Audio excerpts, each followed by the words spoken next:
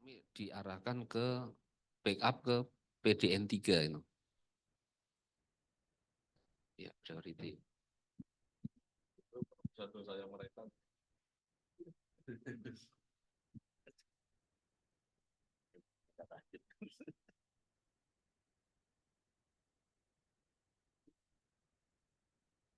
Baik, Bapak Ibu mungkin ada yang ditanyakan kembali.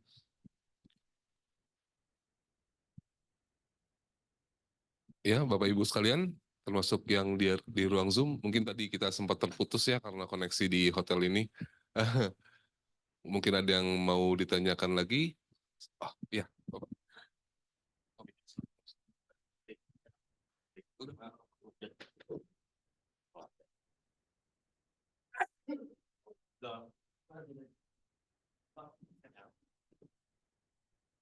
Ya, Assalamualaikum warahmatullahi wabarakatuh. Izin perkenalkan, nama saya Yunus Komaini. Saya dari Sesijen di Kiristek ya.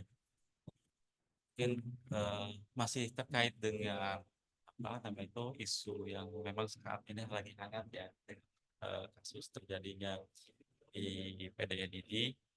Mungkin dari teman-teman PUPR ya, apa istilahnya itu sebagai tenan ya. Kalau dibilang kan kalau tenan tuh yang menjadi klien juga dari apa selain kita juga di Pusdakin ya apa di Kemdikbud salah satu apa pengguna di layanan PDN ini. Jadi yang ingin saya tanyakan itu terkait dengan kan sekarang katanya istilahnya itu dari PDNS 1, 2, dan 3 ada 3 kan. Tapi yang sementara itu ada 2 gitu kan. Sebetulnya tuh apakah yang terkena dampak dari serangan ransomware itu dari PDN 1 atau PDN 2 juga PDN 1 juga kena gitu kan. Kalau betul-betul tidak kena, harusnya kan secara by system. Bahkan kalau dilihat dari teknologi yang apa dilakukan di pengadaannya di PDN ini ada file over lah dan sebagainya. Harusnya kan secara otomatis mungkin ini sudah tercover juga di PDN 1. Namanya replikasi pasti kan dia naruh sistem apa namanya itu di tempat yang berbeda. Kalau itu memang jalan gitu kan pertanyaan. Kalau toh ini tidak jalan artinya kan ya mohon maaf agak kasar mungkin ya ketololannya apa namanya itu pengelolaannya itu memang tidak jalan gitu kan dan mungkin ini seluruh nasional mempertontonkan kan ya istilahnya tuh dengan apa semudah itu dengan cuma hanya satu bahkan lempar anduk ini data kementerian hilang gitu kan. Nah ini tanggung jawab apa istilahnya tuh secara moralitas dan sebagainya itu ini sampai sejauh mana gitu kan. Karena terus terang aja kalau mungkin ini di swasta kejadiannya ini udah lain Pak. Beda hal dengan karena ini di dalam pemerintahan antar pemerintahan sendiri gitu kan. Tapi kalau diceritanya dengan swasta, pihak swasta, ini udah kayaknya istilahnya tuh minta ganti rugi besar pun ini bisa akan terjadi karena data itu memang istilahnya tuh ada nilainya dan nilainya itu mungkin melebihi daripada rupiah. Karena satu contoh nih di mungkin ada terkait dengan data yang sangat sensitif. Ketika data sensitif nama apa alamat email, NIK, terus ada ibu kandung. Ini udah tersebar kayak gini ketika yang menjadi korbannya meminta pertanggungjawaban kepada kita yang sebagai pengelola seperti apa nantinya. Itu salah satu. Terus yang kedua terkait dengan ya mungkin Bapak Pak siapa namanya Pak Hari ya Pak Hari ya, Pak Hari kebetulan kan ini paling intens ya berkoordinasi dengan apa namanya itu tim PDN terutama apa namanya itu di level teknisnya ya. Nah maksud saya itu yang ingin saya tahu, ingin tahu lebih dalam karena kan kalau kami kan di outsidernya ya meskipun kita sama-sama plat merah, tapi kan yang lebih tahu terkait dengan perkembangan secara teknis itu kan biasanya di level teknis antar teknisnya juga.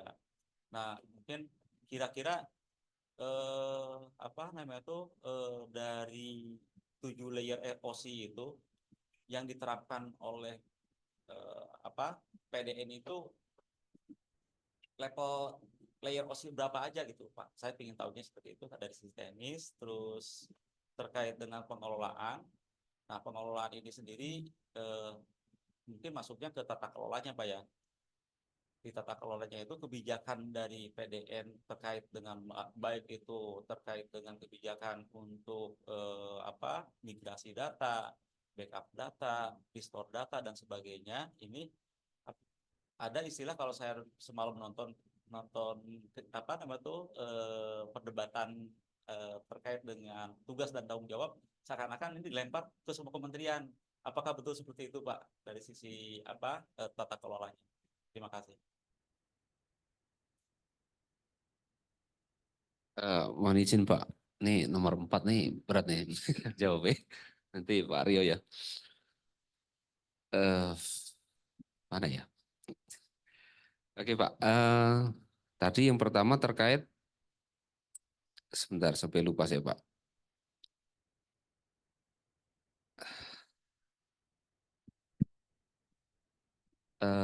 Sikap ya, terkait gini ya Pak, kebijakan Kominfo ke ini ya. Nah itu sebetulnya kita gimana ya? Kalau dari saya pribadi ini kan, eh, ya kan Kominfo ini kan sebenarnya memakai PDN 1 dan PDN 2 itu kan menggunakan pihak ketiga provider. Jadi kalau di PDN Cikarang nanti, PDN pusat nanti ya, yang hilang S-nya itu nanti itu PDN Kominfo sendiri, dikelola sendiri. Nah ini kalau PDN 1 dan 2 ini setahu kami itu yang PDN 1 punya Lintas Harta, yang PDN 2 punya Telkom Sigma Pak. Jadi udah beda pengelola sebetulnya. Nah kenapa di PDN yang keserang, oh ya, tadi ditanyakan yang keserang PDN 1 atau 2. Nah yang kena ransomware itu PDN 2 Pak. Gitu. Nah, kenapa nggak ke PDN 2, PDN 1 nggak kena juga? Nah, itu karena ya salah satunya yang kita tahu karena berbeda pengelola, Pak, dan berbeda tempat ya. Meskipun ada interkoneksinya juga, PDN 1 sama 2 ada interkoneksinya, cuman ransomware-nya nggak nyampe di sono juga gitu. Berbeda pengelola karena PDN 1 Lintas Harta, PDN 2 Telkom Sigma. Nah, kalau mengenai sikap nih sebenarnya pimpinan yang bisa nanyain sikap Kominfo ke penyedia nih seharusnya bisa kan, ya itu menurut kita ya kan Kominfo kan udah bayar mahal udah pasti ya ke penyedianya, itu sebetulnya ya harus ada tanggung jawab hukum setahu saya. Kalau arahan dari kalau pimpinan, kalau yang berhubungan dengan kelalaian pengelolaan itu bisa ada tanggung jawab hukumnya. Kalau itu bahkan di kita ya, misalnya saya di data center ternyata saya main restart ngawur gitu, enggak main restart secara paksa gitu. Nah itu menurut pimpinan kami itu pernah kita dikasih tahu itu bisa ada tanggung jawab hukumnya gitu. Nah kalau kalau ini Kominfo itu kan istilahnya udah berkontrak sama penyedia ya Telkom ini. Seharusnya sih ya kalau kalau kami yang ngontrak kan pasti ya bombardir pasti bisa. Ya harus ada tanggung jawab hukumnya Pak. Cuman nggak tahu nih Pak, nggak bisa menjawab nih sebetulnya nih. Itu yang pertama ya. Yang kedua tadi terkait apa ya Pak? Oke, OSI layer yang di cover oleh PDN ya. Itu setahu saya dia memberikan layanan ke kita itu namanya IaaS Pak. Infrastructure as a Service ya. Jadi kita itu bisa memanage sampai level networknya. Jadi kita membuat networknya, membuat VM-nya kita sendiri. Tapi berbeda nih perlakuannya PDN 1 dan 2. Kalau di PDN 1 itu hampir semuanya nih bisa dikatakan IaaS murni nih ya. Dari networknya, dari load balancernya kita yang nyeting. Tapi kalau PDN 2 ini eh, load balancernya dari PDN yang setting. Kita cuman networknya, create VM-nya gitu. Nah, nggak tahu kalau di sama ya. Nah itu. Nah apa tadi? Layer. Nah, jadi kita sebetulnya kalau cloud itu kita nggak usah tahu tempatnya, tapi kebetulan kita diizinkan ke diizinkan ke Surabaya untuk melihat ya. Tapi kita juga nggak sampai melihat server fisiknya sih, cuma melihat tempatnya aja. Jadi ya pengelola kita, servis yang diberikan ke kita itu IaaS namanya Pak. Jadi kita sebatas di atas server fisik gitu, di atas virtualisasi. Jadi mulai dari network server VM, nah itu kita sendiri. Selanjutnya apalagi ya tadi Pak? Mudah-mudahan sudah menjawab ya Pak. Apalagi yang tadi yang terkait tata kelola ini, wah ini tadi Pak Ari mungkin bisa nambahkan Pak terkait tata kelola tadi. Ini saya nggak berani jawab. Pertanyaannya seperti apa? Yang nomor 3, kalau bisa tata kelola, saya juga kurang nangkep tadi.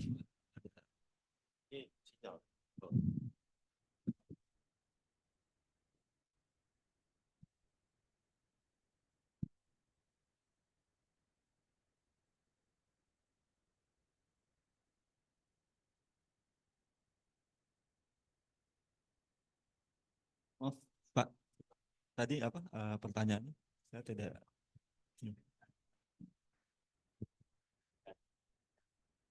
Jadi mungkin kalau saya izin meluruskan Pak, yang ingin saya tanyakan bukan apa namanya tuh ini bagaimana yang terserang itu PDN 1, PDN 2. Saya nggak fokus di situ, udah pada tahu semua kan Pak ya, di berita juga pasti di apa PDN 2-nya. Hanya saja kalau saya lihat ini dari proses pembangunan PDN, meskipun itu entah itu mau namanya PDNS ataupun PDN gitu kan, intinya mereka itu udah apa dari Kominfo itu sendiri menjamin data akan aman, layanan data yang akan dipindah ke PDN, makanya dipaksakan semua kementerian, bahkan semakin tahun semakin ketat untuk apa pengajuan pengadaan apa perangkat infrastruktur yang memang di kondisi saat ini memang ada masih beberapa di kementerian itu masih menggunakan resource yang sendiri masing-masing itu sendiri gitu kan. Nah, mungkin salah satu yang saya ingin lebih tekankan itu dengan 2 PDN PDS itu kan apa PDNS 1 dan 2 itu tidak disebutkan, kalau itu kan artinya ad hoc Pak masing-masing. Ini lintas Arta dia ngelola sendiri, terus si Telkom Sigma ngelola sendiri. Lah fungsinya PDNS 1 2 itu apakah hanya untuk membagi beban aja, atau dia konsepnya, karena kalau saya lihat dari proses pengembangan ataupun pembangunan PDNS ini itu namanya apa redundancy ada Pak, terus ada yang namanya load balancernya, terus ada yang namanya apa backupnya, semua itu jadi kriteria dari data center tier 4 ini ada gitu. Makanya saya tuh kayak apakah kita yang dibohongin gitu kan, atau sebetulnya ada ini jalan tapi memang ketahan semuanya itu, karena kita kan bukan orang teknis yang langsung terjun di dalam pengelola lingkungan di PDN-nya. Mungkin ini kan hanya mungkin ini karena kita sama-sama plat merah lah gitu Pak ya. Ya itu udah penting media ataupun masyarakat publik ini biar nggak terlalu gaduh gitu kan, atau gimana, soalnya kan konsepnya namanya di CDRC-nya itu tier 4 tuh nggak mungkin Pak di apa istilah tuh oleh badan apa bukan BSN apa nama tuh yang untuk sertifikat itu BSSN. BSNI. Dari BSNI itu nggak mungkin itu apa istilah tuh diverifikasi bahkan diluruskan itu sampai dinilai tier 4. Artinya kalau belum tier 4 mereka kan tidak layak sebetulnya tuh untuk apa menarik data-data aplikasi dari kementerian lain masuk ke PDNS-nya itu gitu kan. Karena dari sisi apa namanya tuh dari sisi kelayakannya itu yang makanya mereka yang dari kementerian lain ditarik ke dalam.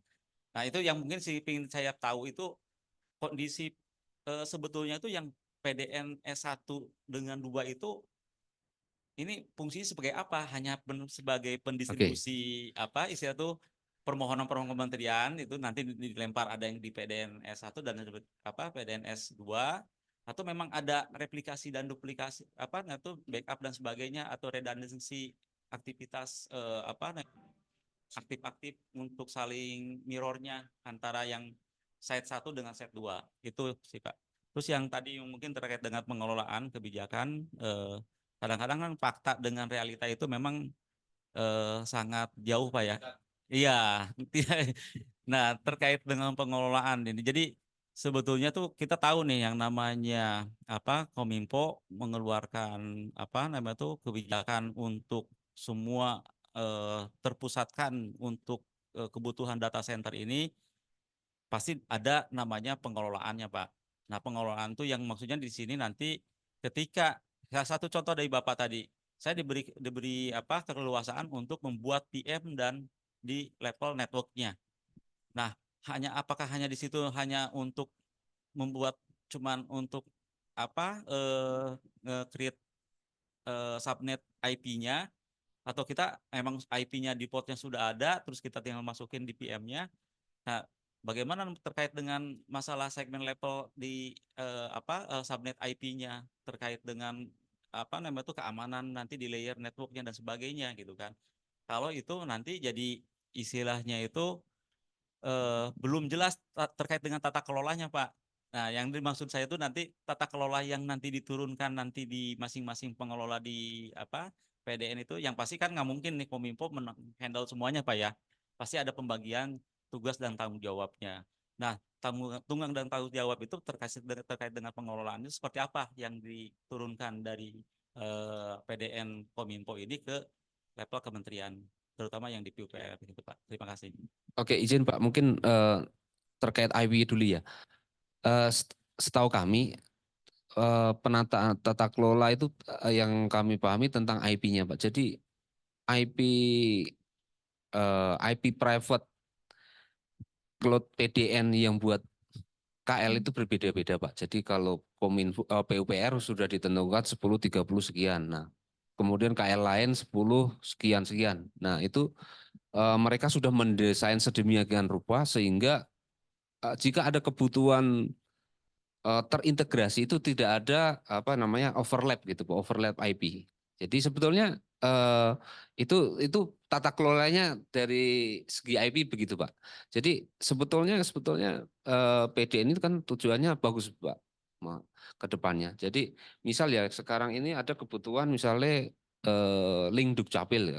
Nah, kalau Dukcapil itu Kemendagri itu udah di PDN, ini kayaknya mungkin nggak tahu udah ada belum. Kayaknya belum karena PUPR kalau masih butuh link sendiri.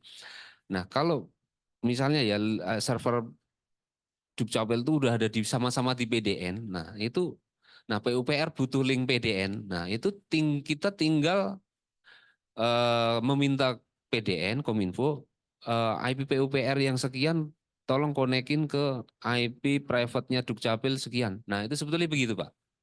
Kebutuhan. Jadi link itu benar-benar aman di cloud PDN. Sebetulnya. Jadi penataan IP-nya itu sudah tersegmentasi antar setiap kementerian, Pak. Sehingga nggak akan terjadi overlap jika terintegrasi seperti itu. Ini kalau di level teknisnya saya tahunya begitu ya Pak. Kemudian nanti mohon maaf ini mudah-mudahan sudah menjawab ya yang terkait terkait IP ya Pak. Kemudian tadi nanyanya yang pertama tadi mohon izin. Oh ya, terkait perlakuan PDN 1 2 ya Pak. Nah, setahu saya kalau di level teknis nih PDN 1 ya sendiri, PDN 2 sendiri. Jadi hanya memperbesar kapasitas Pak istilahnya buat PDN. Oh, ini ada menambah kapasitas, bukan saling membackup. Bukan DRC-nya, bukan. Kalaupun mau dibikin DRC itu mungkin kita harus membikin sendiri gitu. Maksudnya membikin tadi itu nah, kalau setahu kami kalau untuk misal di PDN 1 nih virtualisasi. Sebetulnya waktu PUPR membuat virtualisasi itu udah otomatis kita itu juga mendesain DRC-nya Pak, yaitu di Batam waktu itu ya. Jadi server-server prioritas apa server-server yang prioritas kritikal itu kita buat DRC-nya otomatis di Batam gitu. Nah, sama mungkin Kominfo waktu ke kita menawarkan PDN ini Pak, itu juga sudah ada DRC-nya aktif-aktif seingat saya ya sudah. Jadi PD2 ini itu sebetulnya di mereka sudah ada DRC-nya itu setahu setahu saya ya secara teknis mereka DRC-nya nggak mungkin kalau masa sih apa sekelas Telkomnya memberikan fasilitas virtualisasi dan mereka tidak membuat DRC-nya buat jaga-jaga gitu. Nah itu nggak tahu ya. Nah kalau di PD1 ini saya juga nanya ke Prof. Di Tepang ada DRC-nya? Ada gitu ya, kita harus jaga-jaga gitu. Nah, di PUPR sendiri waktu kita bikin di on-prem, Mbak, kita juga bikin replikasinya di Batam. Kita kan juga nggak mau resiko, tahu-tahu hilang kan. Kita ada DRC-nya di Batam dan kita udah sering, ada yang mati kan. Oh ya udah kita replikasi aja di hari kemarin. Nah, itu bisa di waktu itu. Nah, ini kalau di PDN2 ini kenapa nggak bisa kita nggak tahu Pak. Saya bingung jawabnya. Nggak tahu nih Pak. Nah, nggak ngerti ya atau mungkin gimana nggak ngerti. Udah. Pak Arya mungkin ada ditambahkan Pak. Kalau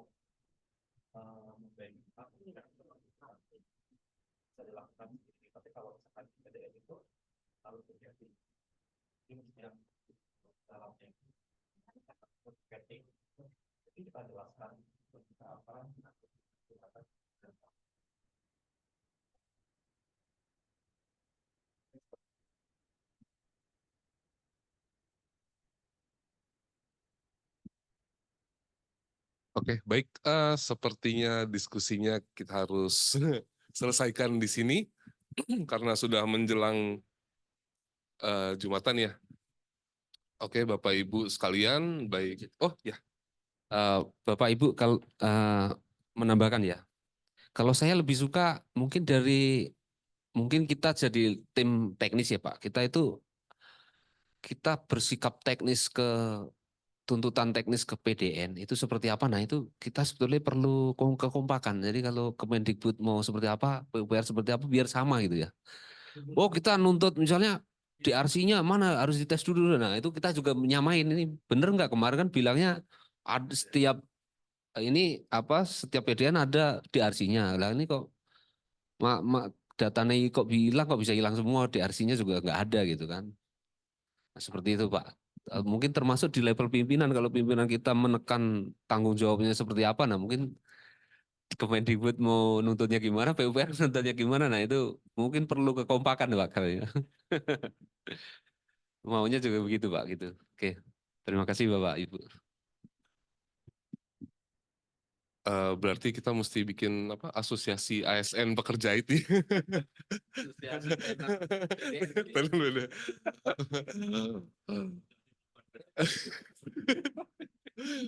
Baik kalau begitu Bapak Ibu, dengan ini kita bisa mulai istirahat.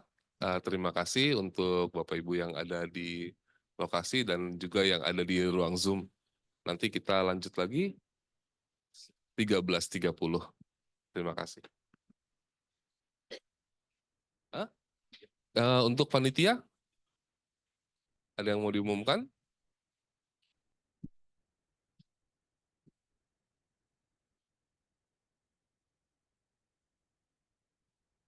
Selamat siang Bapak-Bapak hadirin. Informasi dulu untuk pelaksanaan sholat Jumat tuh bisa ada dua opsi ya. Ada pertama itu di basement 2 hotel. Opsi satu lagi tuh di belakang masjid, tuh nama masjidnya.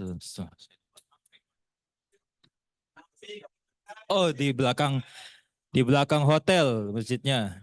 Sebentar. Di Masjid Jami As-Sakinah di belakang hotel. Jadi ada dua opsi untuk pelaksanaan sholat Jumat. Untuk yang kedua, untuk makan siang itu jam 12:30 baru ada Bapak-Bapak sekalian pada hadirin. Ya itu saja pengumumannya. Terima kasih. Selamat siang.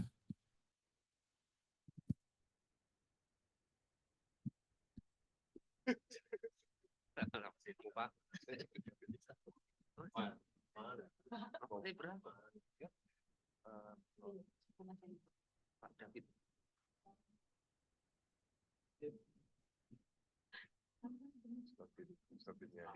Oh iya. Untuk siang ini yaitu terkait agenda bulanan ya untuk identifikasi public cloud kebutuhan di bulan Juli. Ini sudah hadir di ruang sidang. Oh ya izin teman-teman mungkin yang di Eliteri Pak Andri nggak bisa join karena ikut agenda Kominfo ya terkait PDN. Kemudian ada teman beberapa rekan teknis juga sedang ada troubleshooting di IDC, ada router kita yang ada kendala. Jadi kita lanjut dengan rekan-rekan yang sudah hadir di sini. Seperti biasa sebelum kita mulai, ini saya terima banyak email yang Mbak Diva ya terkait apa ya funding ya. Ini karena rekan-rekan juga masih hangat ya terkait ransomware. Kira-kira dari funding yang rekan-rekan Eliteri temukan ini apakah ada mengarah ke sana atau tidak? Nanti bisa disampaikan juga ya Mbak Diva ya. Ya, siap Pak. Oke, kita mulai saja untuk identifikasi public cloud. Untuk di ruang sidang ini dari Pusmendiknya belum hadir ya di Zoom ya. Mas Taka mungkin bisa kontak orang Pusmendik dulu ya untuk join di Zoom. Tadi Agam udah deh. Mas Arief atau Agam silakan nanti di kontak Mas Taka ya untuk join lagi. karena Pusmen belum ada ya kita lanjut ke BP 3. Silakan Mas Putra atau Mas Helmi. Apa nih Mas Ferry? Bulan Juli, ngapain Bulan nih Juli. BP3 nih? Baik, terima kasih. Ini yang di Zoom siapa ya? Ada siapa? Ada Mbak Diva ya. Selamat siang Mbak Diva. Siang Pak Putra. Suara saya terdengar merdu. Iya jelas Pak. Merdu bukan jelas Mbak. Oh iya. Aman-aman Pak Putra. Ya, nah gitu kelihatan. Mbak Diva sehat Mbak? Alhamdulillah sehat. Pak Putra sehat Pak. Alhamdulillah sehat. Siapa Pak? GCP aman Mbak? Aman Pak, insya Allah. Ya, izin Mas Ferry, Mas Ucup, terkait dengan acara ini dari Bu Rahmawati menitipkan mempertanyakan lagi sebenarnya, memastikan sih bukan ini, dengan isu yang terkait yang tadi Mas Ferry sebutkan ya, terkait dengan PDN. Nah ini kondisinya seperti apa dan bagaimana untuk yang khususnya cloud yang ada di GCP ini terkait dengan layanan yang kita request seperti itu. Kami yakin sih sudah ada antisipasi dan segala macam, tapi dari pimpinan kan tetap ada worry-worry-nya gitu ya. Jadi mohon bisa dipastikan, mudah-mudahan jawabannya bisa melegakan kita semua. Yang pertama itu. Yang kedua terkait dengan pelaksanaan bulan Juli ya. Bulan Juli nanti kita akan ada layanan untuk Poltekpar dan PPG Daljab ya. Untuk Poltekpar itu kita akan melayani di Medan, Lombok, Palembang, dan Makassar. Untuk jumlah pesertanya tidak banyak, masing-masing Poltekpar sekitar 1.000. Jadi taruhlah kalau misalkan ini 5 Poltekpar ya berarti 5.000. Menggunakan proyek yang ada di BP3 Project. Ini kemarin sudah aman ya. Cuman kondisi saat ini kemarin sempat kita minta down scale ya. Ini mungkin nanti akan dicek lagi. Kemarin udah di up ya. Sudah di up 3. Nah, apakah nanti setelah kita berhitung dengan data yang kita terima ini apakah mungkin akan kita minta upscale lagi atau mengaktifkan VM yang kemarin sudah di nonaktifkan seperti itu. Yang pertama nanti kita masih berhitung kalau misalkan iya nanti kita akan test ticket Mbak Diva. Pelaksanaannya itu di awal Juli. Awal Juli itu mulai tanggal 3 ya. Tanggal 3 itu di Medan, terus tanggal 5 itu di tanggal 5 sampai tanggal 10 itu di tanggal 5 di Lombok, Palembang tanggal 10, lalu Makassar tanggal 14. Ini untuk pelaksanaannya. Jadi masih agak jauh, tapi yang paling dekat itu yang di Medan sama di Lombok. Lalu untuk yang event lain itu ada PPG Daljab,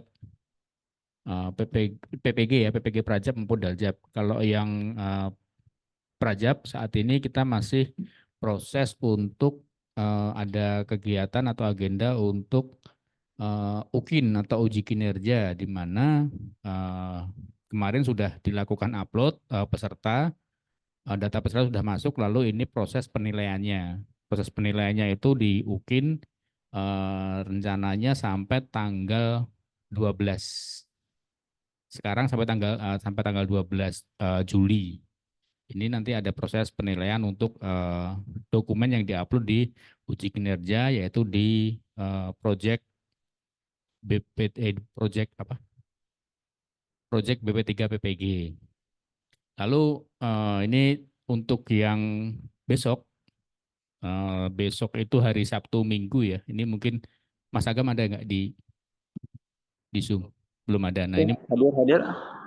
Ada ya. Oh ya udah, nanti kalau yang untuk besok Mas Agam yang menyampaikan karena tes ininya ya untuk tertulisnya nanti mungkin Mas Agam sudah merequest dan mengatur segalanya. Oh, maaf. Tadi saya dengarnya Mas Angga. Sorry. Saya Angga dari Pospresso. Maaf. Oke, siap.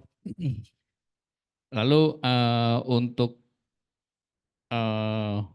yang Daljab, pendaftarannya akan dimulai tanggal 24 Juli. Nah, yang Daljab ini banyak sekitar estimasinya sekitar masih 300.000 peserta ya yang nanti akan melakukan proses pendaftaran di BP3 Project juga. Di mana? Di BP3 pendataan. Nanti ada dari Daljab itu mulai proses pendaftaran itu tanggal 24. Nah, sebelum tanggal 24 mungkin kita akan melakukan semacam testing lagi Mbak Diva ya, untuk memastikan bahwa semua ini nanti bisa berjalan dengan lancar seperti itu. Mungkin seperti itu Mas Ferry yang bisa kami sampaikan dan Mbak Diva. Terima kasih.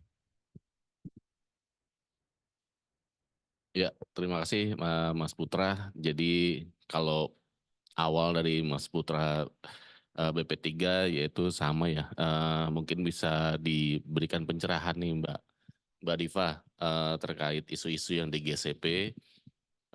Sejauh ini masih bisa kita atau tim eliteri bantu tangani atau tidak ya untuk jawab pertanyaan Mas Putra. Silakan Mbak Diva. Oke, baik. Terima kasih Pak Ferry. Baik, mungkin mau menginformasikan juga ya Pak. Mungkin memang sekarang kan sedang hangat terkait yang kasusnya yang malware ya Pak ya di sisi PDN seperti itu. Nah, sebenarnya kalau dari sisi GCP sekarang itu kita pastikan itu akan aman Pak. Seperti itu. Karena kenapa? Proteksi yang sekarang kita gunakan di GCP itu sudah cukup lengkap ya Pak. Yang dimana dari sisi traffic yang masuk itu sudah ada perlindungan yaitu dari Cloud Armor yang selama ini mungkin dari tim Satker juga sempat aware ya, ada beberapa aplikasi yang memang terkena blocking seperti itu. Nah, itu memang dari Cloud Armor pelindungannya. Lalu juga dari kita juga ada perlindungan dari sisi endpoint protection juga Pak sekarang. Jadi setiap server yang ada itu memang kita lindungin juga. Seperti itu Pak Ferry. Mungkin nanti kalau untuk detailnya bisa ya Pak nanti dengan tim saya Mas Haki. Tapi sejauh ini seperti itu Pak. Izin Mas Ferry menanggapi. Itu kan dari izin Mbak Diva ya. Ini memastikan lagi karena ini banyak kecemasan ya. Kita banyak yang cemas sekarang. Worst case-nya misalkan nih sudah dipersiapkan blocking segala macam, tapi mudah-mudahan tidak terjadi. Lalu worst case-nya hal itu terjadi, apakah ada sistem backup atau segala dan lainnya dari sisi eliteri atau gimana, Mbak Diva?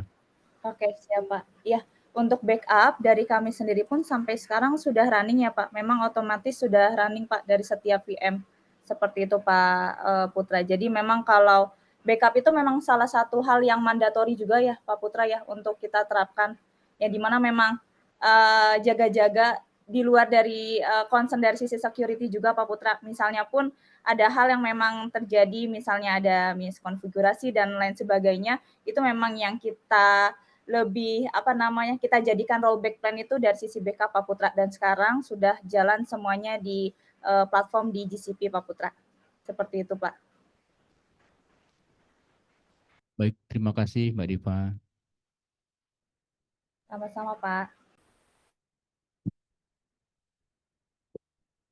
Ya, mungkin saya tambahan lagi Mbak Diva ya. Worst case-nya nih misalkan project BP3 terkena malware.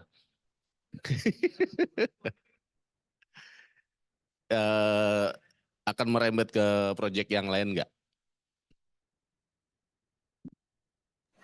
Oke, mungkin untuk detailnya dari Mas Haki mungkin bisa Boleh, Mbak. Ya, selamat sore Pak Ferry dan tim. Mungkin suara background saya agak sedikit ini. Mohon maaf sebelumnya. Jadi misalnya Pak ya tadi ya, worst case-nya satu VM ya di BP3 lah misalnya di BP3 Project. Satu VM-nya itu ada terinfeksi malware Pak ya. Hal pertama yang ingin saya garis bawahi pertama, kita sudah menginstal tadi ya endpoint protection tadi ya ke VM-VM ada BP3 khususnya. Jadi harusnya ketika ada malware yang beraktivitas, dia kan akan berbentuk proses ya di sistemnya itu. Si endpoint protection tadi punya kewajiban, bukan punya kewajiban, dia bakal bekerja untuk nge-kill proses dan nge-quarantine apapun itu malware-nya. Pertama seperti itu. Worst case-nya tadi misalnya mungkin si endpoint protection-nya tadi ada kelemahan yang dia juga kena exploit sama malware-nya sehingga bahasanya dia kalah gitu ya, malware-nya berhasil. Pertama dia ada dua kemungkinan Pak. Kalau memang si malware-nya itu punya malware yang untuk ngebangun backdoor dan melakukan propagasi atau penyebaran, itu yang paling berdampak itu yang satu VPC dan satu subnet dengan CVM tadi, gitu Pak ya. Nah, kalau kita lihat kan di masing-masing project kan dia ada VPC-nya masing-masing Pak ya. Jadi harusnya antar VPC itu dia terisolasi Pak networknya. Jadi dia nggak akan semudah itu untuk nyebar ke arah yang lain. Salah satu hal seperti itu Pak.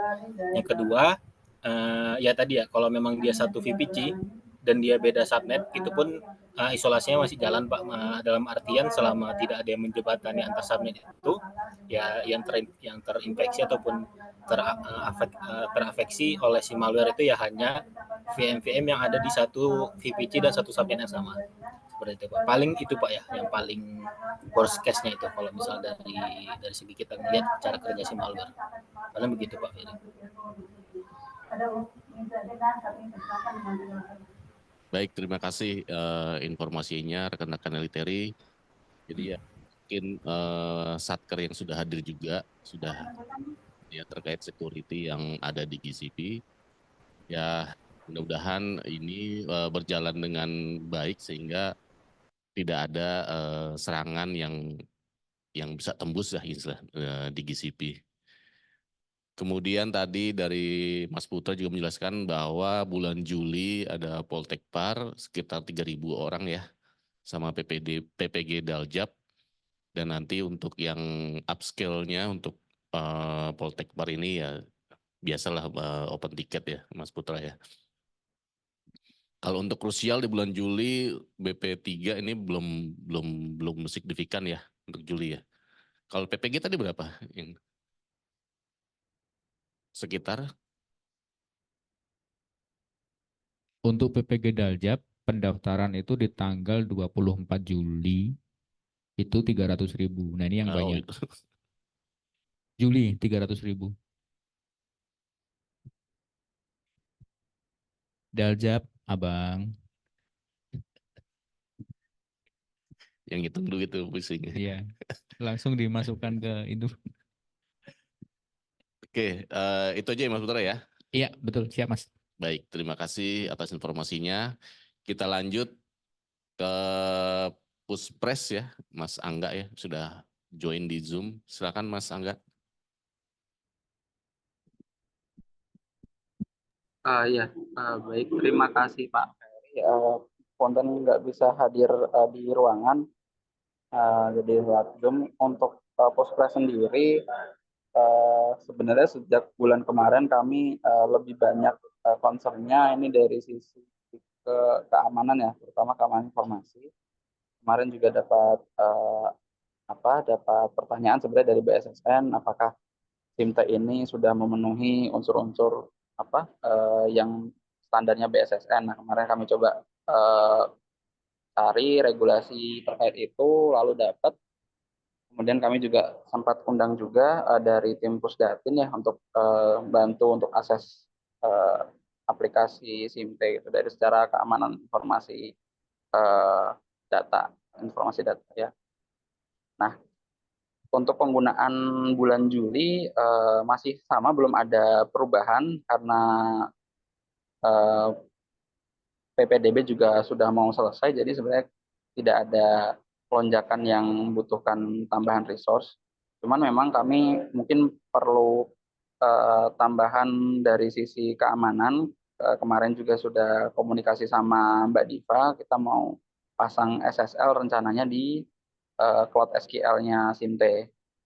Dan mungkin kalau memang kalau memang memungkinkan, meskipun ini bahasanya ini ya yang di GCP, tapi boleh bahas yang di on-prem juga. Mungkin server-server kami yang di on-prem juga mungkin ada perlakuan yang sama ya untuk database-nya, kalau memang memungkinkan. Mungkin seperti itu, Pak. Terima kasih. Baik, terima kasih Mas Angga informasinya. Jadi untuk yang VM database sudah clear ya Mbak Diva ya, Mas Angga ya?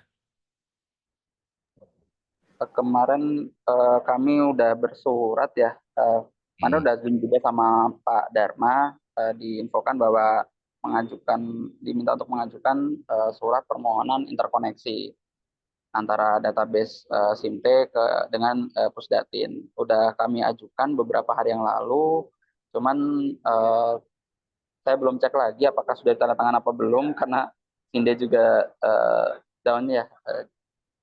Nanti kami cek lagi ke sekretarisnya Bukapus. Seperti itu.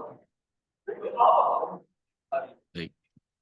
Oh ya Mbak Adifa, ini Mas Angga memang ada kebutuhan untuk apa ya istilahnya komunikasi data dari VM GCP yang database ke server kita on-prem yang di Ciputat.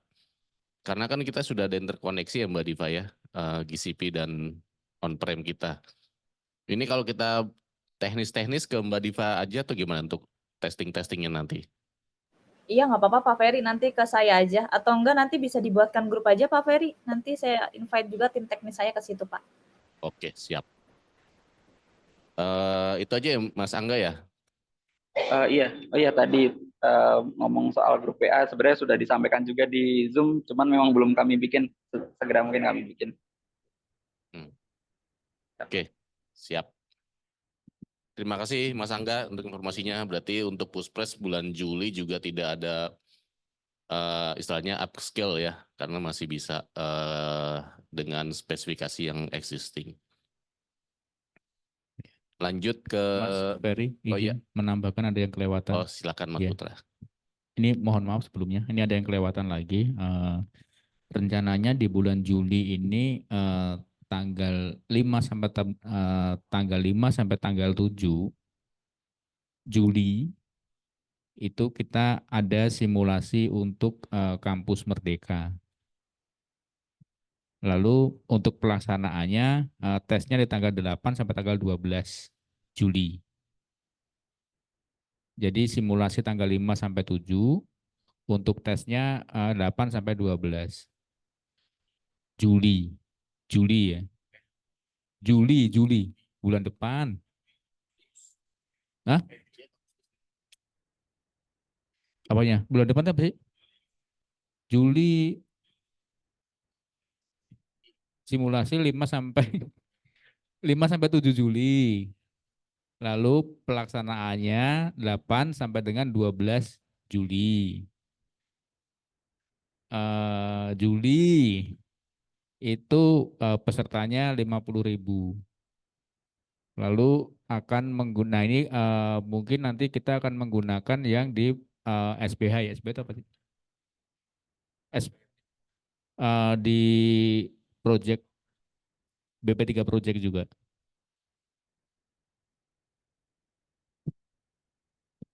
Ini kampus Merdeka gimana ya? Baru tahu nih. Masuk project. Itu yang melakukan, jadi yang apa ya ini ya? Nggak tahu ini dari PMM sih. Iya kok. Enggak pakai platform mereka. Oh enggak. Enggak Mas, ini yang sudah ada sih. Kampus mengajar. Kampus mengajar. Bentar ini surat. Bentar aku cek.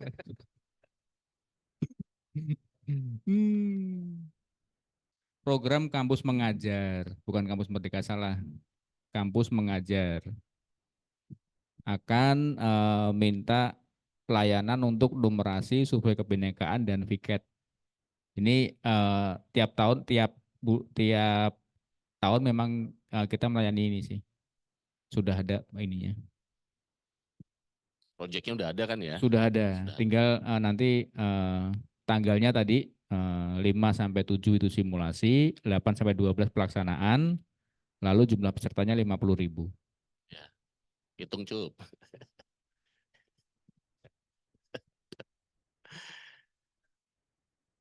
Sudah Mas, nanti kalau ada lagi japri aja deh. Oke, terima kasih tambahannya Mas Putra, terima kasih Mas Angga. Lanjut ya dengan Pak Eko ya. Silakan Pak.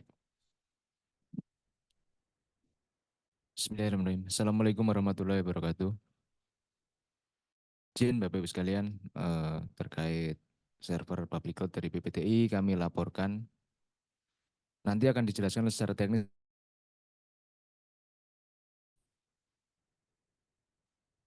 Ada? Ada? Baik. Dan secara teknis ada Mas Fajar, cuman sedikit saya sampaikan bahwa untuk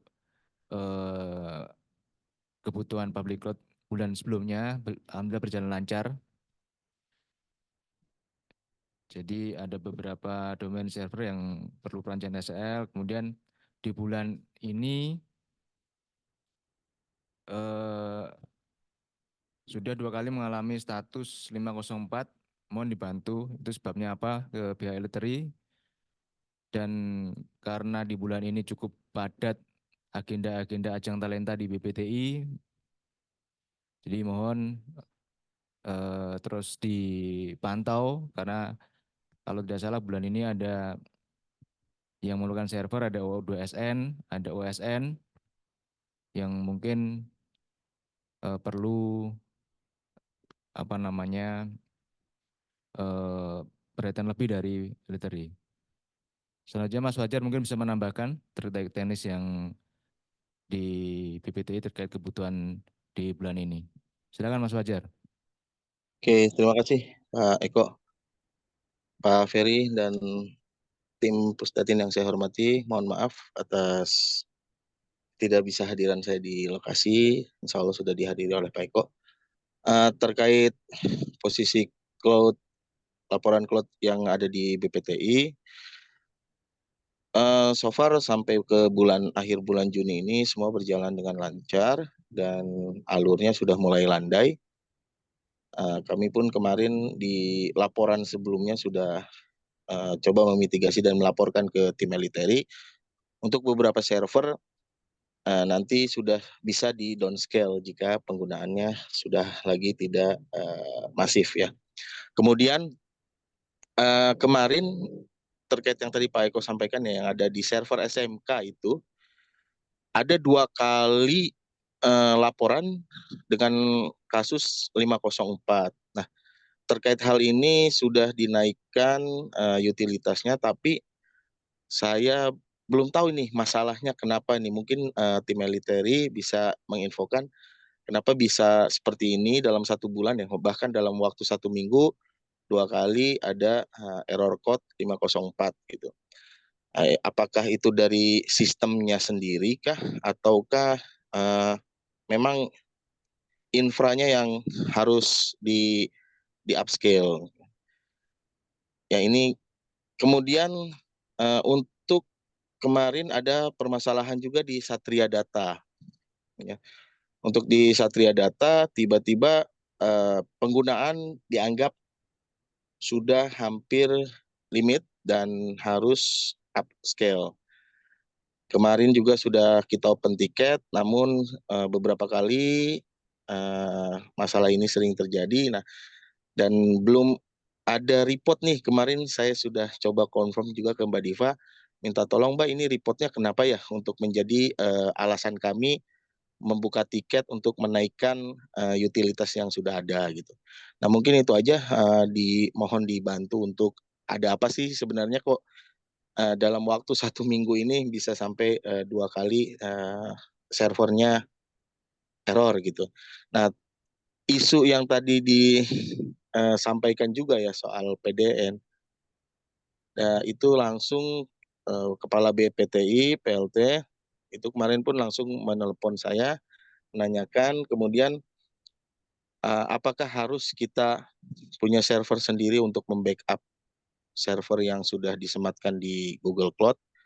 Mengingat isu yang kemarin sempat terjadi di kita, ada satu server yaitu data juri ya yang tiba-tiba bermasalah di server GCP-nya itu sendiri. Nah, terkait hal ini saya mungkin melalui Pusdatin ya, apakah kita harus mulai menyiapkan diri membangun server itu sendiri, padahal kan ada nomenklatur yang sudah melarang untuk pengadaan server dikarenakan semua sudah melalui dari terpusat dari Pusdatin. Mungkin ini saja yang bisa saya sampaikan. Terima kasih. Kembali ke Pak Eko. Assalamualaikum warahmatullahi wabarakatuh.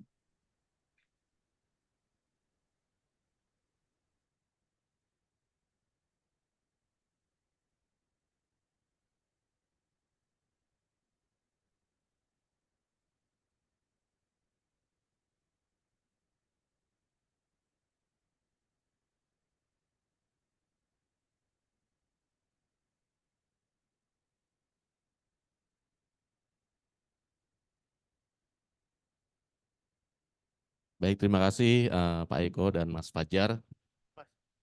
Mungkin kalau kebutuhan Juli tadi sudah disampaikan, namun ada terkait isu 504 dan kapasitas utilitas yang tadi bilang tinggi ya. Mungkin Mbak Diva bisa menjelaskan.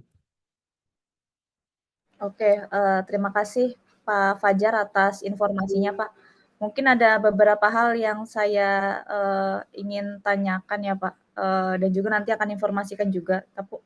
Tapi yang pertama ingin saya tanyakan Pak Fajar, untuk yang error 504 itu di domain apa ya Pak Fajar kalau boleh tahu? Atau di server apa ya? Nanti coba kami cek dahulu Pak Fajar. Di smk.puspresnas itu kemarin yang kalau nggak salah apa ya Mas Dean ya yang lupa saya. Mas Dean yang Satria Data yang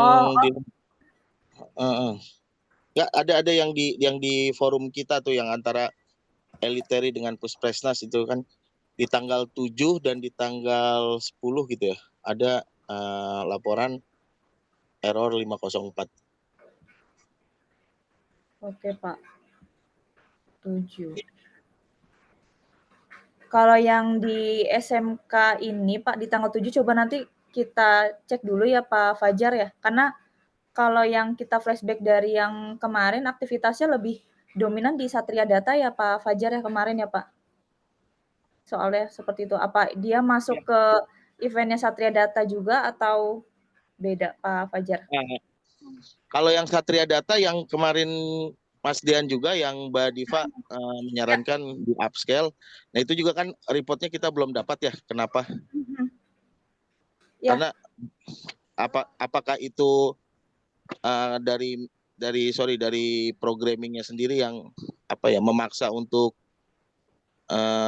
untuk bisnis prosesnya berulang hingga memakan memori atau CPU gitu atau seperti apa? Iya Pak Fajar, mungkin saya informasikan dulu ya Pak yang di Satria Data. Iya Pak Fajar, ini reportnya sudah jadi sebenarnya Pak, cuman saya belum kirimkan ke Bapak. Jadi sebenarnya kalau di summary Pak, kemarin itu kejadiannya dari sisi aplikasinya itu memang kita cek Pak Fajar itu terjadi anomali Pak Fajar yang dimana memang sempat dari sisi memori itu ngabsorb banyak sekali penggunaannya Pak Fajar sampai 384 giga itu pun masih mentok seperti itu Pak Fajar untuk penggunaannya. Nah, ini sebenarnya sebelumnya dari kami sebenarnya jarang ya Pak ada kasus seperti itu ya Pak yang sampai penggunaan memorinya tuh sampai di atas 300 sebetulnya itu pun masih tetap ada alert threshold seperti itu Pak. Alert kalau penggunaannya tuh udah di atas ambang batasnya. Nah, kemarin tuh saya juga sempat tektokan juga ya Pak ya sama Mas Jaka. Jadi Mas Jaka ini salah satu timnya Pak Dean, Pak Fajar. Emang diinformasikan dari proses untuk aplikasinya ini saat event berlangsung ini juga lumayan berat ternyata Pak Fajar seperti itu. Jadi memang sistemnya itu dia dari aplikasinya itu melakukan kayak semacam live checking gitu Pak. Tapi dia tuh dia live gitu kegiatannya itu secara langsung. Jadi memang itu memakan banyak sekali dari sisi resource, terutama memori, Pak.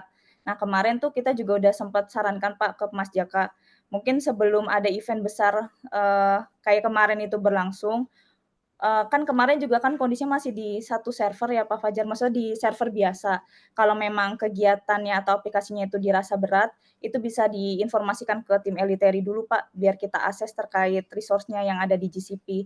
Karena kemarin kalau penggunaannya pakai VM itu, ya sebetulnya jadi memang, riskan juga ya, Pak Fajar ya. Setelah kita cari tahu internal pun memang baiknya itu menggunakan Kubernetes, Pak, kalau memang proses aplikasinya seperti itu, Pak Fajar. Jadi itu sih Pak Fajar kemarin, lebih Mbak, infonya. boleh ya nanti di reportnya ada tertulis Ya. biar itu jadi dasar kita untuk memohon kepada Mas Ferry dan tim gitu ya untuk pindah dari VM ke Kubernetes gitu kan. Dan Siap satu, siap. saya kurang paham seperti apa. Mungkin kalau boleh kami dibantu ya dari sisi eksternal kita asesmen lagi ini aplikasinya ada kurangnya di mana gitu. Mengingat kenapa ya sekarang ini kan sedang sangat konsen dilihat oleh GovTech itu sendiri ya. Jadi Oh, kalau oke, Pak. memang maksud saya kalau memang kita bisa internal antara Eliteri, BPTI dengan tim pengembang gitu, itu akan lebih baik ya ketimbang nanti muncul tiba-tiba dari GovTech dan ya Mbak Diva tahulah. Iya. Ya, saya minta maaf gitulah kan. Ya ya, siap Pak Fajar. Makasih Iya, ya, Mbak Pak. Diva. Ya, Ya, sama-sama Pak Fajar. makasih. Ibu nanya Mbak Diva, sebelum ada insiden yang si Satria Data ini, boleh tahu speknya servernya Satria Data di berapa ya? Soalnya dulu saya juga kebetulan pernah jadi PIC-nya. Waktu itu emang kita pernah minta servernya dinaikin. Oke. Awalnya itu di 8 CPU 4 GB memori, Pak. Agak seperti itu, Pak. Terus itu kita berkala sih, Pak, naikinnya. Ini izin saya mungkin share screen-nya, Pak ya. Ya, jadi di Satria Data itu kan ada satu cabangnya namanya Big Data Challenge yang tadi yang live checking itu. Nah, dataset yang dibuat yang dikumpulkan sama si anak-anak ini row-nya itu bisa sampai 1 juta. Nah, 1 juta row ini kalau evaluate, kalau pengalaman saya dulu di bank ya bisa sampai lumayan lama ya, bisa sampai sejam, dan itu emang resource-nya besar. Nah, waktu itu kami meminta di upscale sampai 32 giga untuk RAM-nya. Baik, Pak. Jadi memang kalau dilihat di screen ini pun juga akhirnya kita menaikkan secara berkala juga ya, Pak, yang akhirnya kita mentok di 384 seperti itu. Nah, 384 pun itu masih ada threshold juga dan tapi kebetulan udah mau selesai juga event-nya, jadi ya sudah kita kembalikan seperti itu, Pak. Cuman kalau sampai 384 sebenarnya agak anomali sih. Ya. Dulu 3264, nampak RAM-nya 64, CPU-nya 32 core. Oh ya, baik Pak. Tapi storage-nya waktu itu lupa 500 apa 1 tera gitu. Ya, maksudnya gini, makasih Mas Angga. Artinya gini, kalau kita berkaca pada eventnya OSN ya, SD, SMP dengan SMA, ketika dipakai secara bersamaan pun, yang segitu banyak pesertanya tidak sampai di angka 300 lebih penggunaan memorinya gitu kan. Ini ada something wrong gitu kan, maksudnya. Cuman gini Mas, bedanya gini, ya OSN ratusan ribu ya, Satria Data cuma 8.000, tapi ini satu anak aja, satu kelompok aja submit datasetnya ini jutaan row dan dia bisa submit sampai 3 kali. Nah itu. Nah memang bisa menambahkan juga ya Pak Angga ya dan Pak Fajar.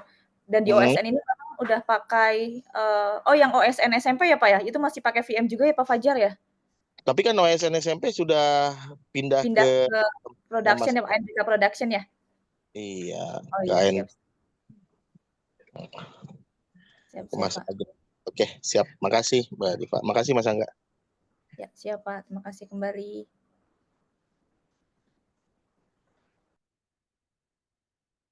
Baik, terima kasih Mbak Arifah atas penjelasannya. Cukup memuaskan ya Mas Fajar ya? Cukup puas.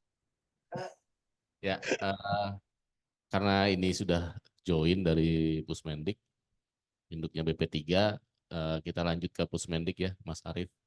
Silakan Mas Arief.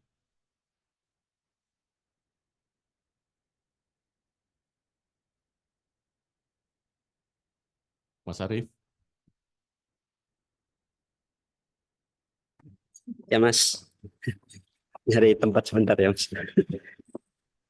Silakan Pusmendik ada agenda apa nih di bulan Juli? Kalau bulan Juli sih kayaknya sih belum ada yang ini sih Mas, yang pemakaian secara besar ya. Paling dalam waktu dekat itu yang besar sih itu apa namanya, kemungkinan mulai Agustus paling simulasi kayaknya, gladi bersih untuk AN. Kalau untuk lotesnya itu masih ada nggak bulan Juli? Kalau lot tes nanti saya coba tanyakan lagi ya Mas ya. Seharusnya sih udah nggak ada ya kayaknya Mas ya. Karena kan pengembangan juga udah nggak jauh beda dengan tahun kemarin. Saya coba tapi untuk memastikan nanti saya coba tanyakan dulu ke pengembangnya Mas ya. Iya, karena Radial Lab kemarin juga ada lotes di bulan Juni ini ada. Apakah bulan Juli ada lagi atau tidak? Mungkin bisa diinformasikan nantinya. Ya, siap Mas. Sama tadi ada dari BP3 ada agenda, cuman join dengan Pusmendik ya, Mas Putra ya tadi. Itu di yang besok itu Sabtu Minggu. Benar ya? Pesertanya berapa ya Mas Putra? Pak Putra, berapa Pak Putra? 18.000. 18.000. Total 2 hari itu. Total 2 hari 18.000. Kayaknya sih aman sih Mas. Aman ya Mas Arief ya? Aman-aman. Oke. Berarti kalau Pusmendik sendiri tidak ada agenda khusus di bulan Juli, cuman nanti akan diinformasikan terkait lotesnya ya. Ya, siap Mas. Malah Agustus nanti yang ada simulasi ANBK. PPG nggak ada ya Pusmendik ya? PPG kita ikut jadwalnya ini Mas dari PP3. Ya, itu Mas Putra. Oke, berarti masuk di proyeknya BP3 nanti PPG-nya. Baik, terima kasih Mas Arief informasinya. Lanjut. Sama-sama Mas, terima kasih. Rekan Dikti, Mas Yunus mana ini?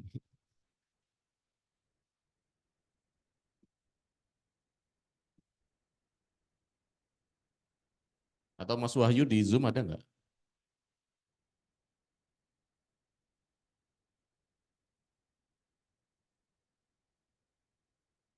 Sambil menunggu Mas Yunus kayaknya sedang di luar sebentar. Silakan kalau Eliteri ada yang mau disampaikan dulu.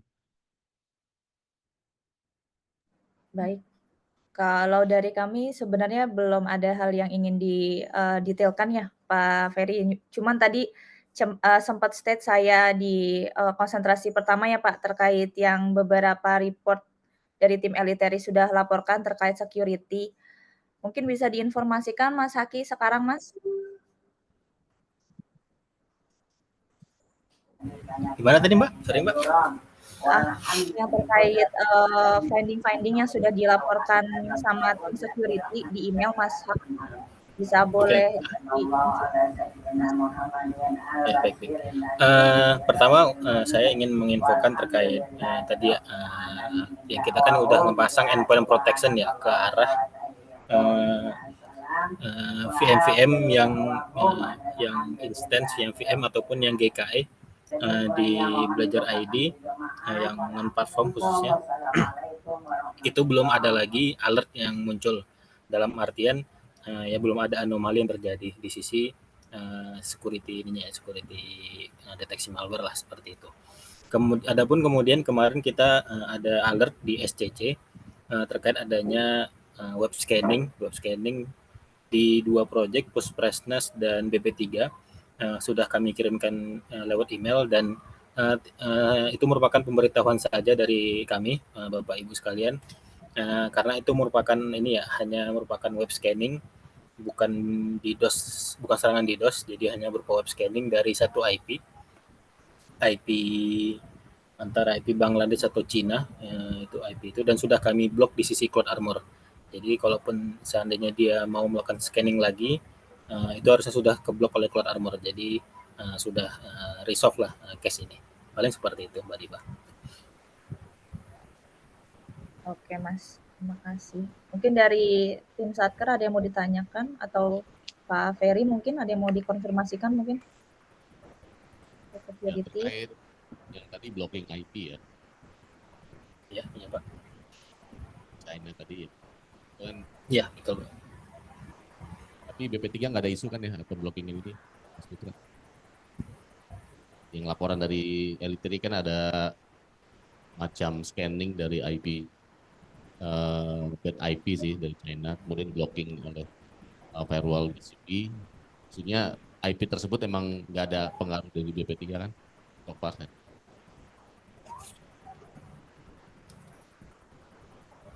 Itu aja kalau dari laporan itu aja ya Mas Haki ya? Iya Pak. Untuk ya? yang apa temuan lain belum ada lagi Pak yang harus kita laporkan seperti itu Pak.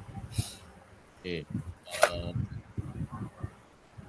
Oh paling ini sih Pak, mau nanya terkait yang itu Pak ya, yang VM di Kedereka yang BO staging Pak ya, yang BO staging Kedereka, apakah sudah ada konfirmasi apakah bisa di disable gitu Pak IP publiknya?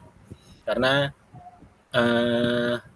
ya walaupun ini nggak terkait dengan yang kemarin terjadi di ini ya di PDN, tapi terjadi di tempat lain dikarenakan IP publiknya itu nyala dan satu-satunya keamanan yang bisa dipasang kan hanya rule firewall Pak ya di sisi VPG. Tapi rule firewall-nya juga terbuka, hal itu bisa mengundang ancaman ya karena baik itu serangan brute force gitu Pak ya ataupun serangan lain karena emang nggak melalui load balancer ya si aplikasi di VM-nya. Mungkin kita ada informasi lanjutan nggak dari tim Kedereka di ini ya di project Kedereka staging Pak soalnya di Kedereka staging. Oke, ini ada Mas Yunus tadi, Mas Yunus dari rekan-rekan tadi menyampaikan ada finding IP public tadi ya Mas Haki ya. Di kedai reka, apakah itu bisa di disable enggak? Kan kemarin konfirmasi dulu Mas Yunus. Silakan.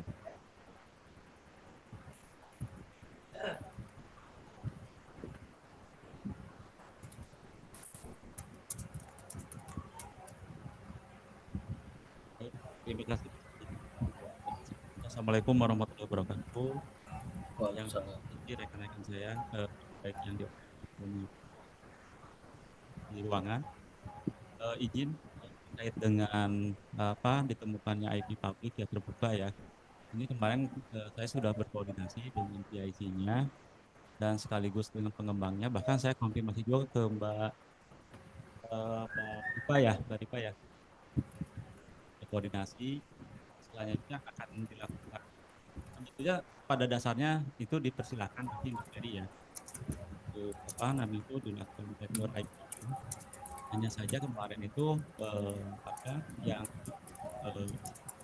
kenapa itu dijadikan terbuka IP-nya karena itu dijadikan production. Nah, sementara di sisi clusternya itu kan itu masuk di cluster ini staging. Jadi untuk sementara kami waktu itu udah open ticket untuk dinaikkan dari staging ke produk. Nanti mungkin dinaikkan juga untuk IP load balancer-nya. Nah kalau itu sudah dilakukan, mohon infonya Mbak Diva, apakah progres untuk naik ke production ini sudah dilakukan atau belum ya? Oke Pak Yunus, terkait tiketnya sudah di-raise belum ya Pak Yunus? Sudah. Oh sudah, sebentar ya Pak Yunus ya saya cek.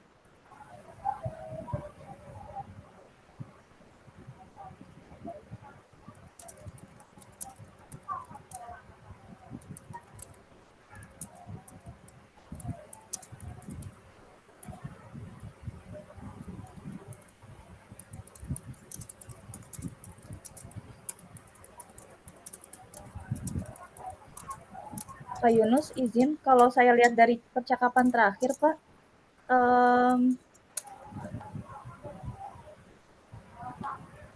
Oh ya, sebentar, Pak.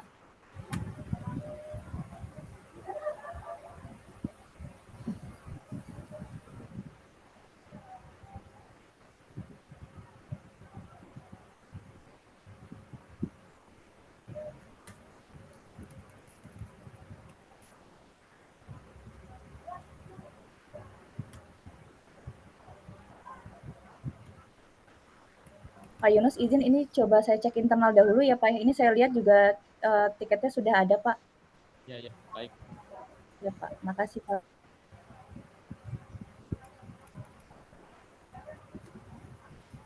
Baik, terima kasih Pak Yunus.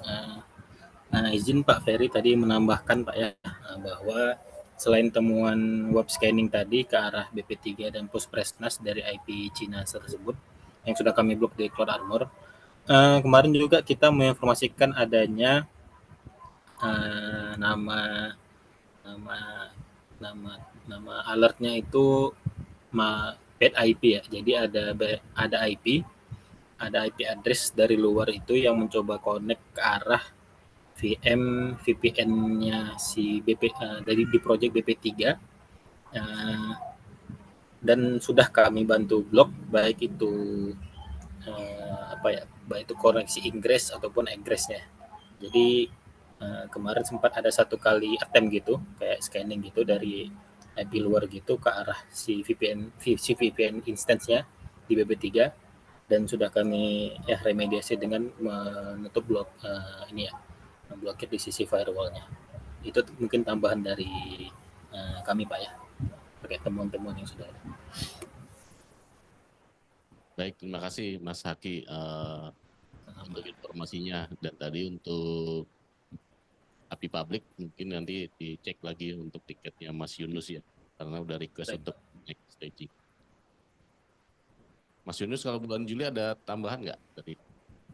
Paling ini aja Mas Ferry, izin kalau terkait dengan Kedaireka, karena fokusnya kan kita hanya satu ya, yang di Telkom ini Kedaireka ya. Kalau Sister kan sudah ada Mas Edi. Yang Kedaireka kebetulan ini sekarang itu lagi evaluasi dokumen penilaian. Nah ini mohon bantuannya juga. Kalau dari sisi utilisasi sih saat ini masih aman nih Mas Ferry. Saya ucapkan terima kasih deh mau Pusdatin atas supportnya dari awal Januari sampai bulan Mei kemarin, proses upload proposal. Nah, nanti ada proses seleksi dan sebagainya dan penilaian. Nah ini juga mungkin nanti biasanya peserta kan ada yang online juga nih Mas Ferry ya, nanti penilaiannya itu masing-masing asesornya itu. Nah mungkin nanti mohon dikawal lagi aja ini terkait dengan kebutuhan pemantauan resource-nya itu aja sih. Terima kasih. Terima kasih Mas Yunus. Berarti untuk bulan Juli ya untuk cek dokumen ya. Tapi untuk spesifikasi hardware masih aman ya. Masih aman. Nanti minta dibantu monitor juga rekan-rekan dari Eliteri. Nah, cuman ini sih izin satu mungkin saya tadi lupakan titipan dari Kasubag TU-nya. Kasubag TU-nya terkait dengan backupnya gimana nanti nih kalau yang untuk Kedareka minta kepastian karena efek dari insiden. Baik, tadi sudah dijelaskan ya dari BP3 juga menanyakan bahwa untuk standarisasi dari GCP ini memang sudah ada backup mandatori dari Eliteri juga ada memastikan hal itu, dan di awal juga dari Cloud Armor-nya juga tadi sudah diinformasikan kalau ada serangan yang aneh-aneh udah so far firewall-nya masih bisa diandalkan. Tadi juga kita juga menanyakan tadi misalkan dari BP3 kena project-nya tuh, apa kena ke project yang lain nggak gitu. Kalau dari sisi network selama subnetnya beda itu masih dikategorikan aman. Tapi memang ya kita nggak bisa jamin 100% ya. Nanti tetap akan dibantu kawal untuk sisi keamanan dari Eliteri-nya. Kalau untuk tadi backup itu sudah mandatory dan itu sudah dilaksanakan oleh rekan-rekan military untuk backupnya. Begitu ya Mbak Diva ya? Atau ada tambahan? Silakan Mbak. Iya, kurang lebih seperti itu sih Pak Ferry. Itu Pak. Baik, berarti kita tidak ada kewajiban untuk melakukan backup juga kan ya? Ya, nggak perlu Pak. Itu dari sisi kami aja Pak Yunus nantinya.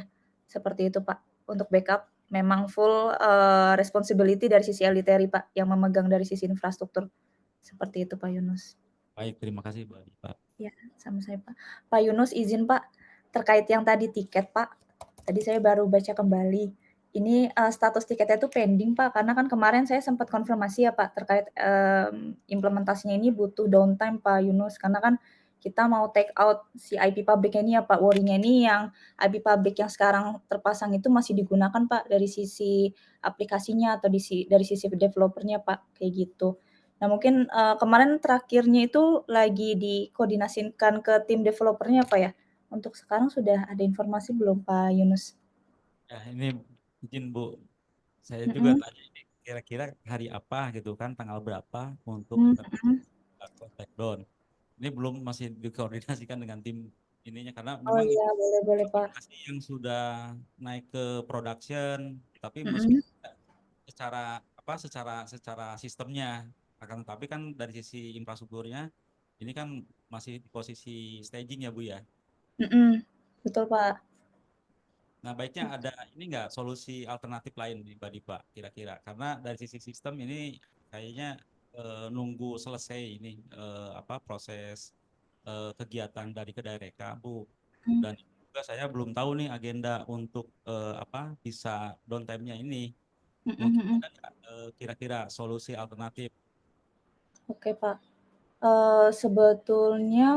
Sebetulnya kalau untuk secara workaround-nya ya Pak Yunus ya paling kalau terkait take out IP public itu mau nggak mau memang harus downtime dulu sih Pak Yunus sejauh ini. Nah, Pak Yunus mau tanya, tapi kalau di after office hour atau di weekend gitu juga tetap digunakan ya Pak ya? Ya Bu, kalau saya informasi dari tim PIC sama pengembang aplikasinya. Oh, oke. Baik, Pak. Atau saya butuh insight juga nih dari Mas Adi. Halo Mas Adi, kira-kira ada workaround nggak ya untuk yang implementasi disable IP public ini Mas? Kalau selain untuk downtime itu sendiri ya, meminimalisir downtime.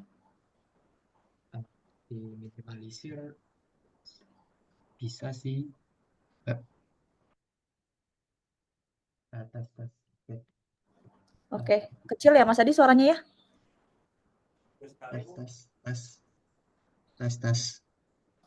Tes. Udah kedengaran Ya, belum ya? sudah Mas, sudah jelas.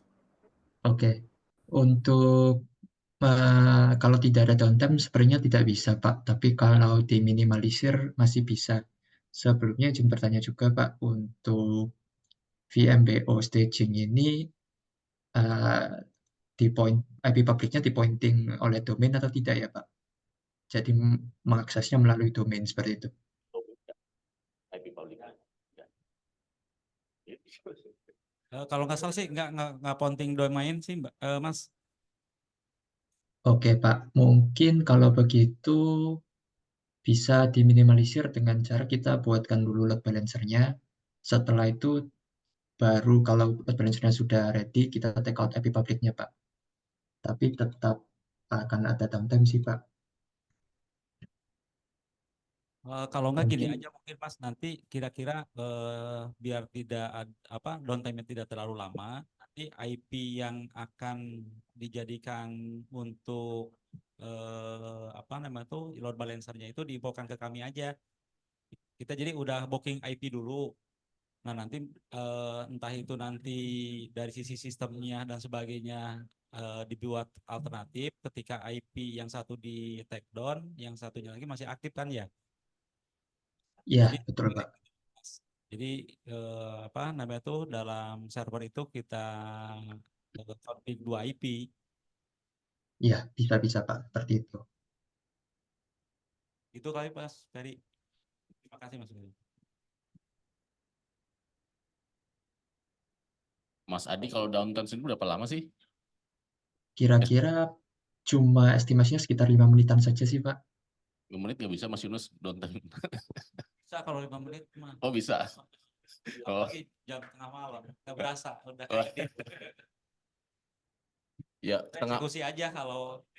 Oh gitu. Berarti kalau cuma 5 menit bisa dieksekusi nih Mas Adi. Kalau bisa sih tengah malam tadi ya. Ya, tapi itu minta infoin dulu IP Oke, perubahannya. siap. Baik, Mungkin baik. seperti itu Mas Adi ya. Baik, terima kasih, Pak. Oke. Ini Mas Putra ada komen silakan.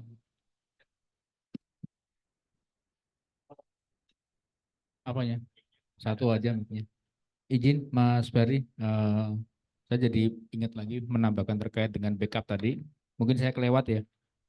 Mbak Nadifa, mungkin untuk tadi kan rencananya akan ada mekanisme backup ya dari sisi elitary. Lalu apakah backup itu dilakukan tiap hari atau tiap minggu atau gimana? Seperti itu. Lalu yang kedua adalah backup ini ditaruh di mana? Karena dari sisi kami kan sebagai user pengguna kan di situ ada banyak data semacam data kredensial atau apa gitu. Berarti kan kita juga harus tahu mekanisme di backup-nya ini harus ditaruh di mana seperti itu, Mbak Diva. Mungkin sebelum ini ke Mas Ferry ya, ke Pusdatin, apakah ada proses backup ini perlu Satker itu mengetahui atau gimana, ada semacam pemberitahuan bahwa untuk mengantisipasi hal semacam ini perlu ada mekanisme backup yang nanti akan di bla bla bla seperti itu Mas Ferry. Jadi biar karena takutnya ke depannya akan loh kita kan nggak apa kok datanya ada di sana seperti semacam itu Mas Ferry. Itu bagaimana? Mohon ini arahannya.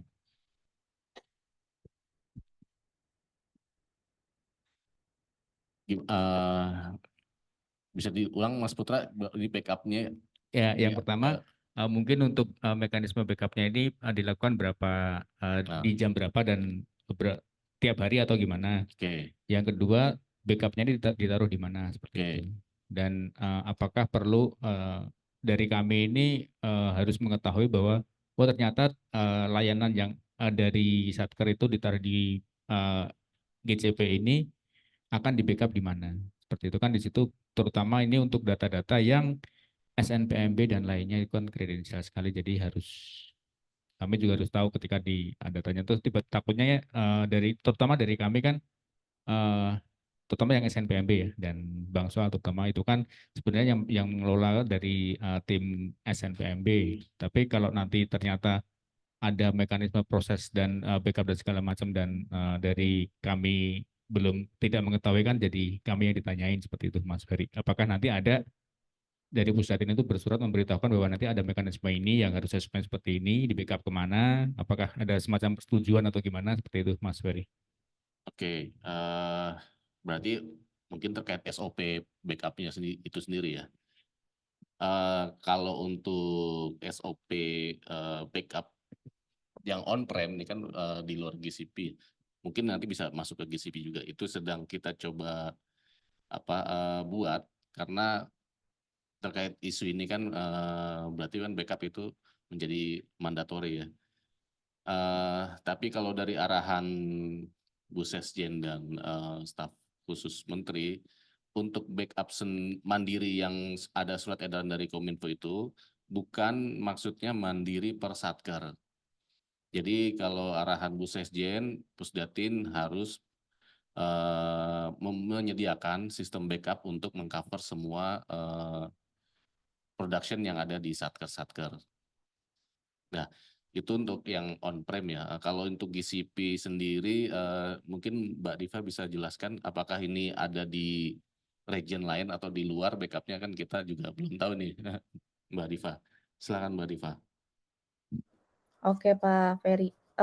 Jadi kalau untuk backup ya, correct me if I'm wrong ya Mas Adi dan Mas Adan, itu memang kita kan sebetulnya ada di beberapa region ya Pak Ferry ya, ada di region Southeast Asia 2A, 2B, dan 2C. Nah itu memang jalan di 3 zona tersebut Pak, seperti itu. Dan juga sebenarnya tadi sempat ada pertanyaan Pak Putra juga ya, terkait backup ini, running-nya itu berapa yang kita set itu berapa, lama dan juga, penyimpanannya juga berapa lama seperti itu ya, Pak, ya, dan juga di mana disimpannya. Nah, kalau backup ini sebenarnya running setiap hari, Pak Putra, yang di mana, retensinya itu kita set itu selama 30 hari, Pak.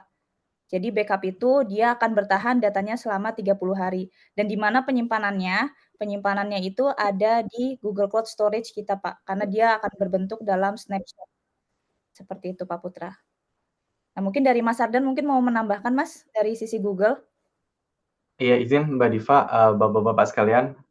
Mungkin seperti yang dibilang sama Mbak Diva, jadi kalau misalkan di Google itu backup-nya kita sebutnya snapshot, itu kami taruhnya langsung ke 3 data center kami sekaligus, Pak. Kami ada 3 data center A, B, C, itu tiga-tiganya kita taruh sih, gitu. Jadi kalau misalkan amit-amit nih yang ada ransomware yang kena running di VM di zona A, di data center A, itu kita masih punya backup di data center B dan data center C, gitu. Dan backup ini dia cold backup, dalam artian dia nggak nyala, dia nggak punya file system pada saat belum di-mounting ya sama sekali. Jadi kalau misalkan ada virus yang nge-attack VM utamanya, dia nggak bakal bisa nge-infiltrate backup file-nya karena backup file ini dia sifatnya mati, sifatnya image aja. Gitu sih. Izin tanya, Mas. Halo, izin Iya, tanya. Pak. Silakan, Mas. Backupnya ini hanya file yang ada di sistem atau dengan log yang dari GCP-nya ya? Oke, dia sebenarnya image, Pak. Jadi kalau VM itu kan dia ada image-nya, ada operating system-nya, ada log-log di dalamnya. Itu semuanya di backup sih, Pak. Jadi nggak cuman file individual aja. Iya, baik, Mas. Bentuknya Terima pun kasih juga image. informasinya. Ya, berarti pas kita nyalakan loggingnya itu, query loggingnya itu masih bisa kita pakai ya dari backupnya itu ya. Betul, Pak. Ya, terima kasih, Mas. Siap.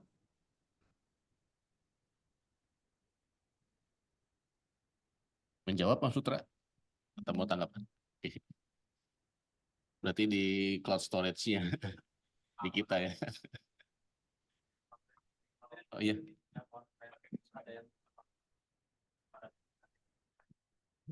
Bisa diulang? Ini izin mungkin langsung ke Pusdatin kalau ini sih ya, karena tadi Mas Ferry nyinggung terkait dengan nanti untuk backup aplikasi-aplikasi yang ada di Satker itu nanti kan terpusat ke Pusdatin. Ya.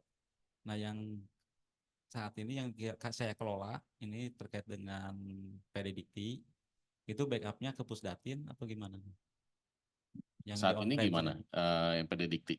Yang saat ini kita backupnya ya istilahnya itu ada di zona kita, ada yang di Eritrea. Oke, ini yang on-prem tadi ya untuk Predikti ya. Ya kalau dari arahan kemarin Bu Sesjen sih memang sudah jelas semua nanti akan Pusdatin yang kelola untuk layanan backup satker. Nah terkait yang sudah berjalan itu ya mungkin nunggu surat edaran dulu deh Mas Yunus ya. Karena kan baru kemarin tuh rapatnya dan kita sendiri ya belum pengadaan untuk sistem backup yang untuk seluruh teman-teman satker. Mungkin nanti akan ada surat edaran dari Pusdatin terkait mekanismenya seperti apa, yang existing itu baiknya gimana, nunggu informasi berikutnya. Yang penting jalan aja dulu backup yang sekarang existing. Jangan sampai di stop dulu sebelum Pusdatin belum ready kan repot.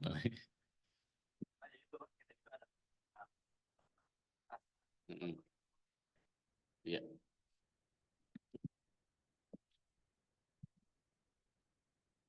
Ada lagi mungkin teman-teman? Oh ya BLPT belum nih. Ayo Mas Ali. belajar ID kan itu semua itu.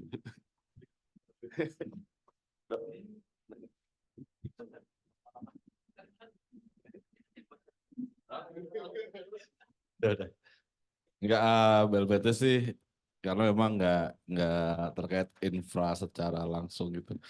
Cuman mau remind ke Mas Arif dan tim gitu yang isu itu Mas Arif yang discontinue fitur kios di Google Workspace for Education. Itu kan nanti dampaknya ke Esambro di Chromebook gitu. Udah diobrolin internal belum ya Mas Arif di Pusmendik? Ya, maaf Pak, Ali, gimana tadi kasusnya Pak? Yang isu itu Mas discontinue Halo, kios. nggak, Ya, maaf Pak, nggak keluar suaranya. tes. Sekarang gimana Mas? Ya, keluar Pak. Yang isu itu Mas Arif, yang isu discontinue fitur kioske di Google Workspace for Education. Ini kan nanti dampaknya ke Esambro yang ada di Chromebook. Sudah pernah diobrolin di internalnya Pusmendik belum Mas? Mitigasinya gitu. Ini udah Eh, mention sih sebelumnya, ini cuma biar Afdol aja Ferry nunjuk gitu tadi. iya Pak, nanti kita konfirmasi lagi Pak ya. Soalnya pengembang juga kan ini dari luar ya, pengembangnya bukan dari Pusmendik sendiri.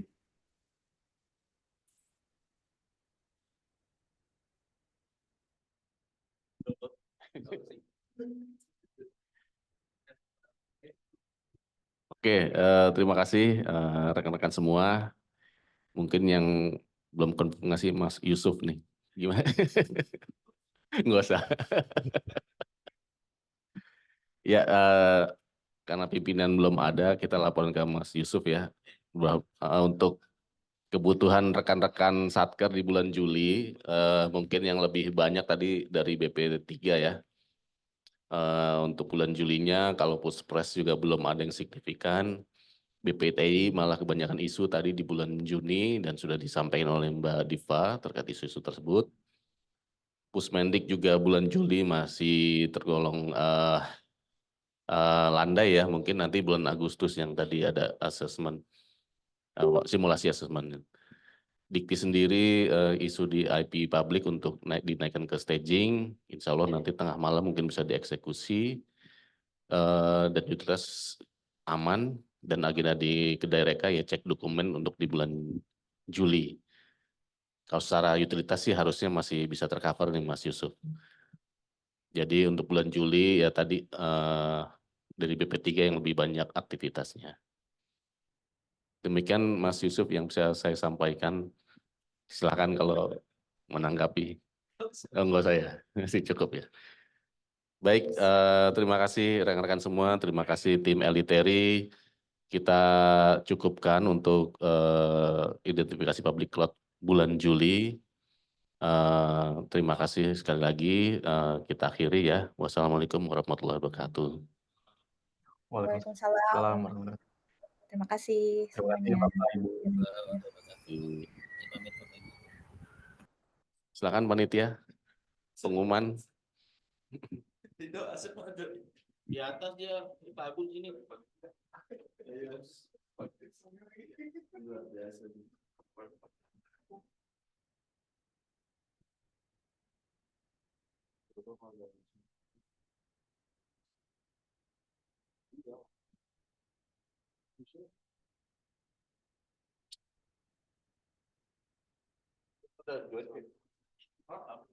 Yang KIP.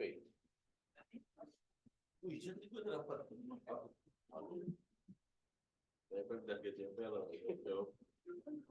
KIP udah GCP. Tapi belum tahu prioritas atau non prioritas. Yang benar udah GCP. Nggak mau bangun aja. Nggak ada sama. Apa belum di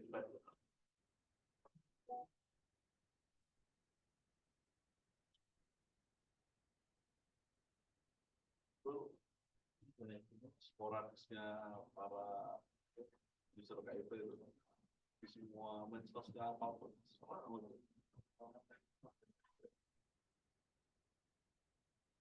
Siapa yang masih dari muka-muka? Itu hitung user gimana? Kalau nunggu nih satu orang berapa saya?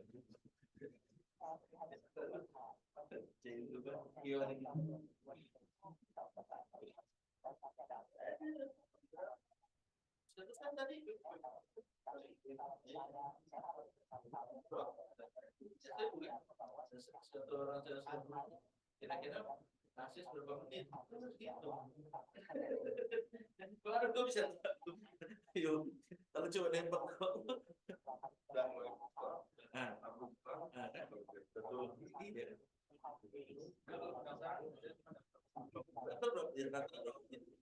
Rata-rata berapa menit?